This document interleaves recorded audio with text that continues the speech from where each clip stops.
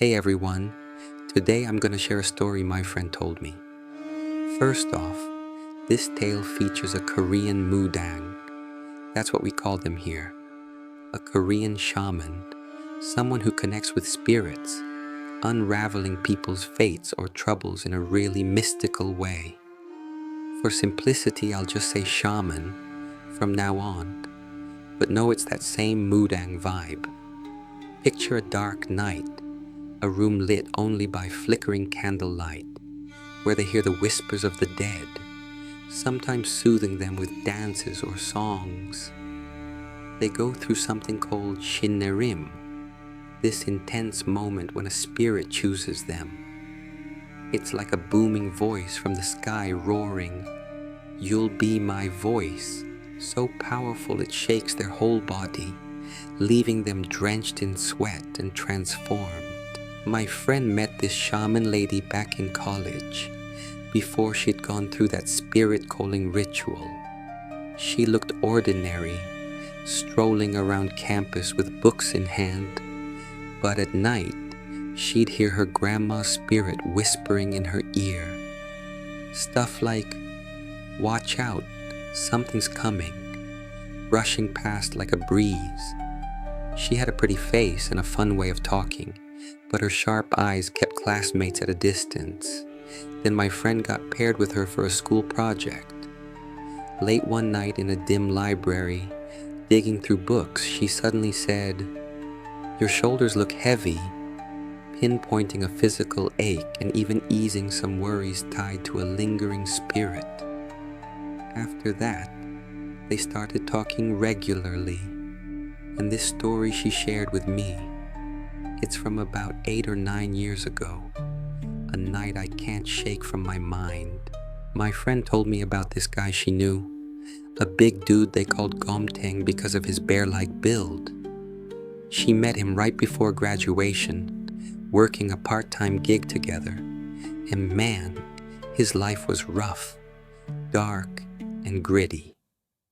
You can still picture him in the back alley of some rundown diner, sweating as he scrubbed dishes under a flickering bulb. His home was a mess, the kind that'd make you feel sorry for him. His dad, drunk out of his mind, would beat his mom every day, yelling, "Get me money," until the walls shook. Eventually, his mom couldn't take it and got a divorce, but there was no one to shield them from the chaos.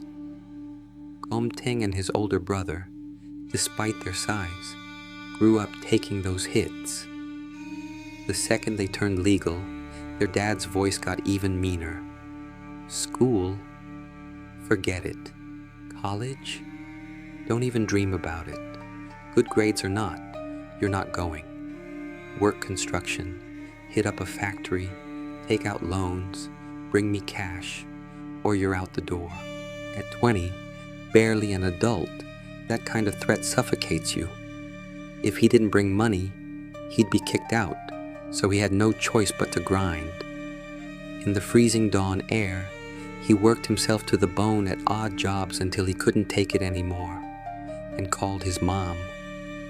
Lucky for him, after remarrying, her new husband opened his arms, saying, "Poor kid," and took him in. Just when Gomteng thought he could start fresh, though, darkness came crashing back. My friend said he had 2 younger siblings, and one day, out of nowhere, his brother died in a car crash, a life snuffed out with the screech of tires on a rain-soaked road. Heartbreaking stuff. The youngest sibling left was a wreck too, a minor already in and out of juvie with a rap sheet, the kind you'd burn your hand just getting close to. When they buried his brother, Gomteng stood there in the rain-drenched cemetery, staring blankly as the world closed in. Even without debts, Gomteng's heart was heavy, shrouded in a thick fog of despair. He used to be this cool-headed tough guy who'd scoff at anything spooky, but life got so overwhelming that tears welled up as he wondered, is it my fault I was even born? You know how it is. When things get tough, people look for something to hold on to, like religion or a higher power. Gomteng started wondering where his life was headed, itching to get his fortune told or peek into the spirit world. But with so many scammers out there, he was wary. One day, he turned to my friend and asked quietly, "Bong Su, you know anyone legit who can read my future?" Right then, she thought of the shaman lady. "Hold up," she said. "I know this amazing woman. Let's meet her together." So they set up a night to grab drinks, just the three of them. It happened in Gomteng's neighborhood. My friend had some free time from her part-time job, but Gomteng was running on fumes, juggling 2 or 3 gigs to claw his way out of his mess. They worked around his schedule, picking a spot, a cozy Japanese-style place with private rooms. When my friend got there, the door creaked open, and the smell of wood and warm light spilled out. "Hey, I'm here. Where do I go with her?" she called out. Gomteng thudded down the stairs, his heavy steps echoing, and greeted the shaman lady. But as soon as she saw him, her eyes shot wide open before she steadied herself with a thin smile. "Well, look at that," she said. "The grandson's here for a drink too. But we've got private stuff to talk about, so maybe the old soul should step out for a bit." My friend blinked, glancing around. "Huh? Who's here?" she asked, but the room was empty. "No one," the shaman snapped, her voice cutting like a blade. "Just shut it and come in." My friend shrugged. This lady still got that edge, and followed her inside. Gomteng didn't seem to catch it. The room wasn't cheap, but he'd scraped every penny to treat them to a quiet spot. The table was loaded with steaming food and bottles, and as the clink of glasses filled the air, things loosened up. Gomteng raised a drink. "Hey ma'am, let me pour you one." But she waved him off with a playful grin. "Oh, no need for that. I'll take it from Bong Su. Once you've got the spirits in you, you don't just drink from any guy." My friend, flustered, muttered, "Why's she gotta do this again?" but kept pouring, trying to keep the vibe alive. Then the shaman lady said, "Gomteng, let me take a look at your fate. For those who don't know, in Korea, Saju is this ancient way of reading someone's destiny. It's like using your birth date and time as a compass to map out your life's path. Think of it as astrology or tarot cards for English folks, but deeper, more personal. Imagine sitting under candlelight, scribbling your birth details on paper, and watching a secret blueprint of your future unfold. It's mysterious, a little creepy, and totally thrilling. Your heart's pounding just hearing it." She asked for Gomteng's birth date and name, her fingers tracing invisible lines in the air. "This your name, right?" she asked, voice low. "Yeah, that's me," he replied, nodding. She tilted her head. "You changed it when you were a kid, didn't you? To break your family's bad luck?" Gomteng's eyes widened. "How'd you know?" "I did." Her face hardened, her tone dropping like a stone. "You had an older brother, but he's gone now, isn't he? Your parents split up too." Gomteng froze, his breath catching. "Bong Su, did you tell her?" He snapped, but my friend waved her hands fast. "No way. Why would I?" The air got thick, heavy with something unspoken. The shaman leaned in, her words slow and deliberate. "Your dad's brothers. They all passed early, didn't they? Medicine's good these days, so it doesn't add up." Gomteng clamped his mouth shut, just nodding faintly. "My uncles, big and small, they're gone. Grandpa, too," he muttered, the words falling like pebbles. It was eerie how she nailed it. "I saw an old man's spirit next to you earlier," she said, locking eyes with him.